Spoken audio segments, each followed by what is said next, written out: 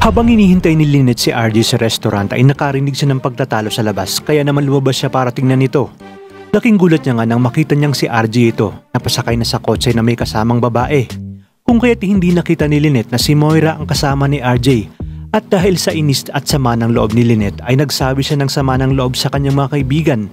Ayon pa kay Lynette, hindi na talaga siya nadala at nagpaloko na naman siya kay RJ. Sa kabilang banda, dahil sa matinding selos ni Michael na akala niya'y katrabaho ni Lynette ang kikitain niya, pinuntahan niya ito sa restaurant ni Moira at kinita ang lalaki na akala niya nga'y kadate ni Lynette. Sinuntok niya ang lalaki at binalaan niya na layuan si Lynette. Samantala, dahil sa i-announce na ang bagong medical director sa Apex Medical Center ay dinala ni Lynette ang gown at sapatos na susuotin ni Annalyn.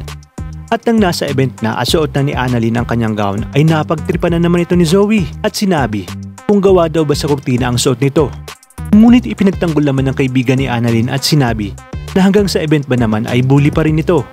Gate naman ni Zoe kung bakit masama ba ang magsabi ng totoo. Kaya naman dito na sinagot ni Annalyn si Zoe na hindi naman pero sana ay naoobserbahan nito ang sungoy na tumutubo sa ulo niya. Tugon naman ni Zoe na ang tapang ni Annalyn. At habang nag-iisa naman si Annalyn para hintayin ang kanyang nanay sa labas ay nilapitan naman ito ni Dr. Alvin. Siya na nga kaya ang bagong karibal ni Doc Luke kay Annalyn.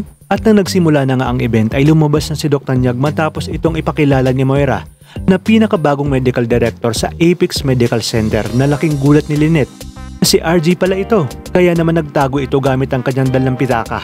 Sinabi ni Moira sa mga naroroon na si Dr. Nyag ang kanyang asawa at buhay.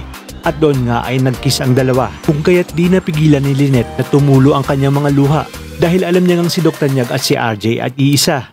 At dahil may award namang natanggap si Annalyn ng gabing yun ay nagpa-picture siya with medical director at Ma'am Moira. Tinanong naman ni Annalyn si Dr. Nyag kung maaari umanong isama ang kanyang nanay sa picture taking. Kung kaya't pumayag naman agad si Dr. Nyag para na rin makilala nito ang nanay ni Annalyn. At nang tinawag na nga ni Annalyn ang kanyang nanay Lynette ay laking gulat ni Dr. Nyag nang marinig niya ang pangalang Lynette. Kaya naman dito na magiging komplikado ang lahat ng mga kaganapan at aabangan natin ang mga susunod na mangyayari sa mga susunod pang episode dito lang sa Abot Kamay na Pangarap.